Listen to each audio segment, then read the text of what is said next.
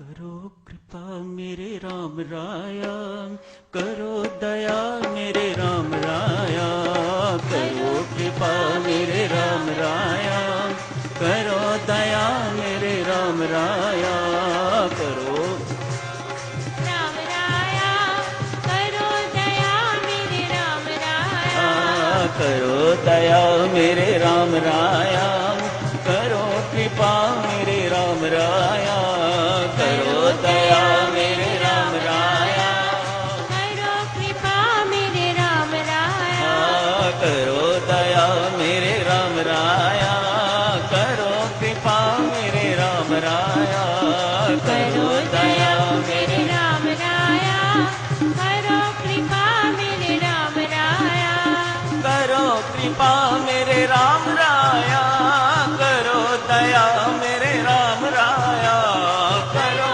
कृपा मेरे राम राया, करो दया मेरे राम राया, करो दया मेरे राम राया, करो कृपा मेरे राम राया, करो दया मेरे राम राया, करो कृपा मेरे राम राया, करो दया मेरे राम राया, करो कृपा मेरे राम राया, करो दया मेरे राम राया, करो कृपा मेरे राम राया, करो दया मेरे राम राया, करो कृपा मेरे राम राया, करो दया मेरे राम राया, करो कृपा मेरे राम राया, करो दया मेरे राम राया, करो कृपा मेरे राम राया, करो दया मेरे राम राया, करो कृपा मेरे राम राया, करो दया मेरे राम राया, करो कृपा मेरे राम राया, करो दया मेरे राम राया, करो कृपा मेरे राम राया, करो दया मेरे राम राया, करो कृपा मेरे राम राया, करो दया मेरे राम राया, करो कृपा मेरे करो दया मेरे राम राया, करो कृपा मेरे राम राया, करो दया मेरे राम राया, करो कृपा मेरे राम राया। कोटि प्रणाम है मेरी माधव सज्जनों, आप सबके श्री चरणों में मेरी असंख्य बार चरण वंदना स्वीकार कीजिएगा। आप सबको याद होगा त्याग की चर्चा चल रही थी, उसी बीच बिल्कुल उसके विपरीत तृष्णा की चर्चा शुरू हो गई थी। त्याग जहाँ शांति देता है, परम शांति देता है, तृष्णा उतनी ही दुखदायी है, बंधनकारी है। दो विपरीत बातें। ऐसा चुनो एक बहुत बड़ी सेठ किसी संत महात्मा के दर्शनार्थ गए, वहां जाके उनके श्री चरणों में शीश नवाया। महात्मा ने भी उसी ढंग से लाला के चरणों में शीश नवा दिया। लाला ने पूछा, महाराज मैं तो पहले ही बहुत पापी हूं, आपने ऐसा करके मेरे ऊपर और पाप चढ़ा दिया। नहीं भाई, तूने मुझे प्रणाम किया, मैंने तुम्हें प्रणाम कर दिया।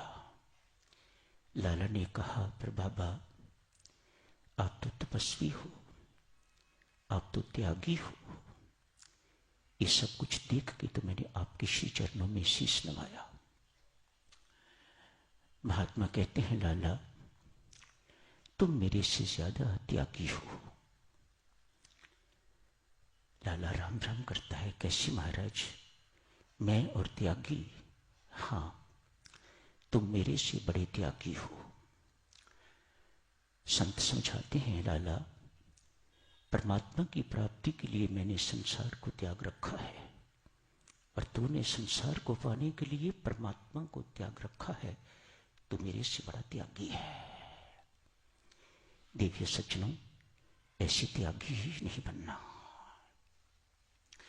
त्याग अर्थात विकारों का त्याग, दुर्गुणों का त्याग, दुर्विचारों का त्याग, अपने अहम का त्याग, मैं और मेरा इन शब्दों का त्याग, स्वार्थ का त्याग, इत्यादि इत्यादि। इसी के अंतर्गत देवियों सज्जनों बीच में शुरू हो गई थी चर्चा तृष्णा की। कुछ अप्राप्त है, उसे प्राप्त करने की चाह को इच्छा कहा जाता है, कामना कहा जाता है। ये तृष्णा रूपी रोग देवियों सज्जनों हमारे जीवन में नहीं आना चाहिए, बच के रहिएगा इससे। एक छोटी सी उदाहरण के बाद चर्चा को थोड़ा सा शिफ्ट करेंगे। एक बहुत सदाचारी ब्राह्मण हैं, परोपकारी हैं, लोग उन्हें महादानी कहते हैं। ब्राह्मण अक्सर दान लेने वाले हुआ करते हैं, लेकिन परमात्मा की ऐसी कृपा है इस ब्राह्मण पर, ये दान देने वाला है। महादानी लोग इसे कहते हैं। आज विचरते विचरते एक निर्जन स्थान पर गए, जंगल है, देखा ना कुटिया ना कोई आश्रम, आसपास कुछ भी नहीं है, लेकिन एक संत महात्मा, बड़े ओजस्वी, बड़े तेजस्वी चेहरा, बड़ा नूरी चेहरा, एकांत में बैठे हुए हैं, ध्यानस्थ। अतएव डिस्टर्ब करना नहीं चाहा। मानो उस ध्यानस्थ मूर्ति को देख देख के तो ये ब्राह्मण बहुत आनंदित हो रहा है, इसे स्वयं को शांति का अनुभव हो रहा है। पास बैठ गया। ध्यान के बाद जब आंख खुली महात्मा की, महात्मा ने आगमन का कारण पूछा। कहा, महाराज मैं अमुक ब्राह्मण हूं, आप कहें तो मैं आपके लिए एक यहां कुटिया बनवा दूं, आप कहें तो मैं एक आश्रम यहां पर बनवा दूं। महात्मा कहते हैं, ब्राह्मण देवता, मुझे ना कुटिया चाहिए ना मुझे आश्रम, आप मैं जैसे हूं मेहरबानी करके मुझे ऐसा ही रहने दीजिएगा। परमात्मा ने कुछ मेरे लिए करना होगा तो वह स्वयं कर देगा, आपको वह तकलीफ नहीं देगा, आप मेहरबानी कीजिएगा। अच्छी बात है महात्मन, आपको ये नहीं चाहिए तो मेरे घर का भोजन स्वीकार कीजिए, मैं किसी के घर नहीं जाता। संत ने कहा, ठीक है महात्मन, मैं यहीं लाई देता हूं। ऐसी बात हो ही रही थी तो एक दुबली पतली वृद्धा आई है। इतनी दुबली पतली माता, लगे कि ये अभी गिरी कि अभी गिरी, हड्डियां ही हड्डियां उसकी दिखाई दे रही हैं, ऊपर मांस नहीं है, सिर्फ चमड़ी हड्डियों के साथ चिपकी हुई है। वृद्धा है, लगे कि इसको ये खड़ी कैसे है, ये अभी अभी गिरेगी। संत महात्मा ने कहा, लाला इसको ले जाओ, भूखी है बेचारी, इसको पेट भर खिलाओ तो समझो कि मेरी भूख अपने आप मिट जाएगी। वृद्धा ने कहा, विप्र, वृद्धा कहती है, विप्र जाने से पहले मेरी एक शर्त सुन लो। मैं खाती हूं, यदि मेरा पेट न भरे तो जो खिलाने वाला है मैं उसे खा जाती हूं।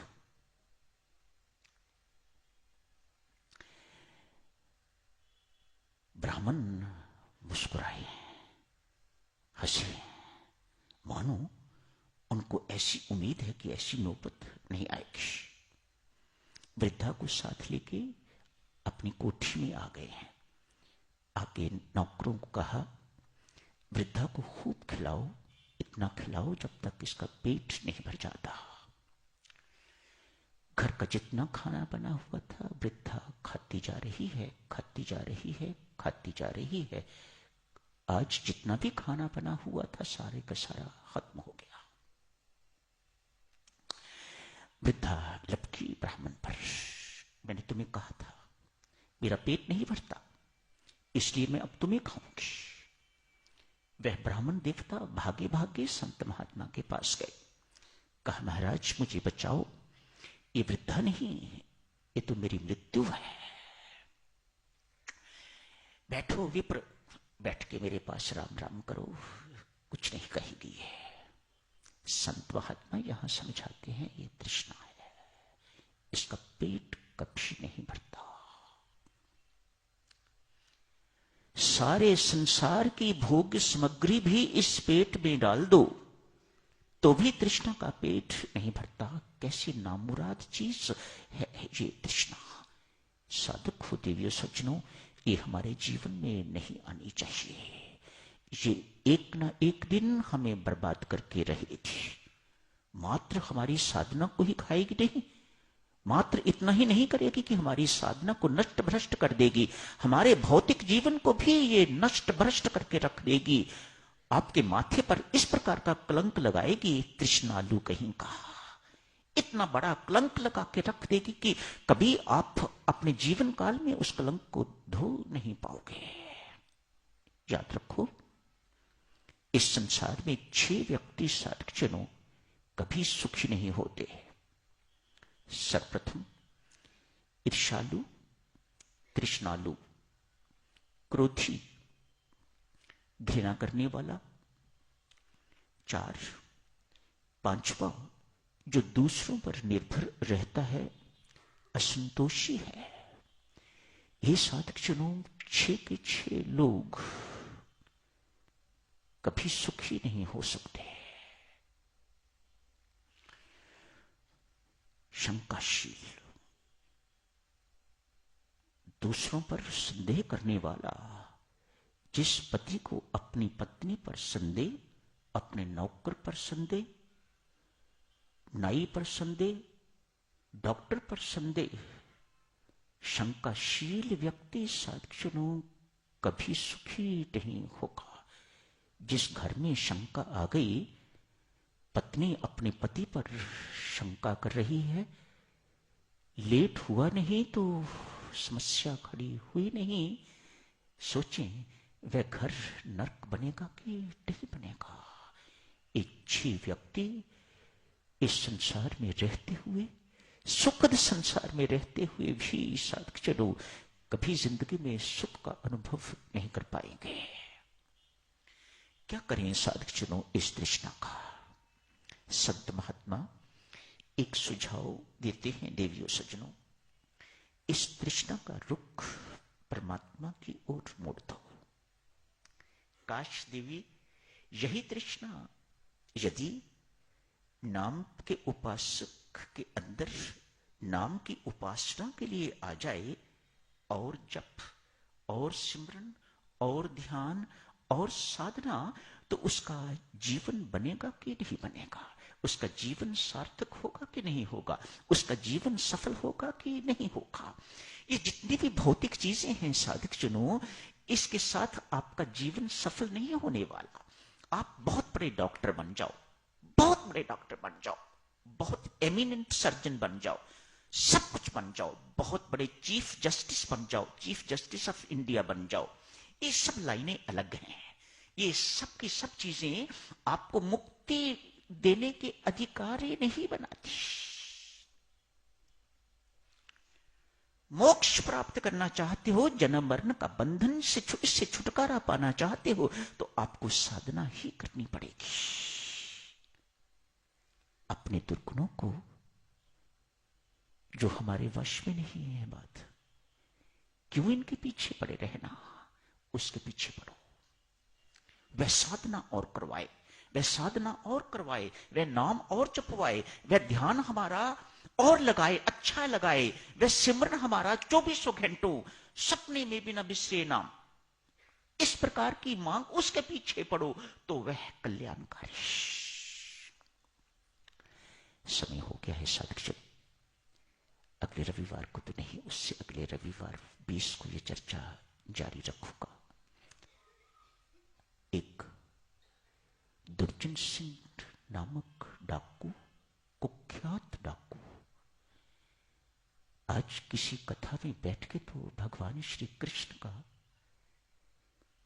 मां जसुमती कितने महंगे महंगे गहने उसे पहनाती है, करोड़ों रुपये उस वक्त की बात। कुख्यात डाकू सत्संग बैठा हुआ, इस एक बच्चे को यदि लूट लिया जाए तो जिंदगी में फिर मुझे कभी चोरी नहीं करनी पड़ेगी। अपनी तृष्णा का रुख, अपने लोभ का रुख परमात्मा की ओर मोड़ दिया। क्या होता है करेंगे चर्चा साधक जनों इसकी 20 फरवरी को। अभी यहीं समाप्त करने की इजाजत दीजिएगा। धन्यवाद।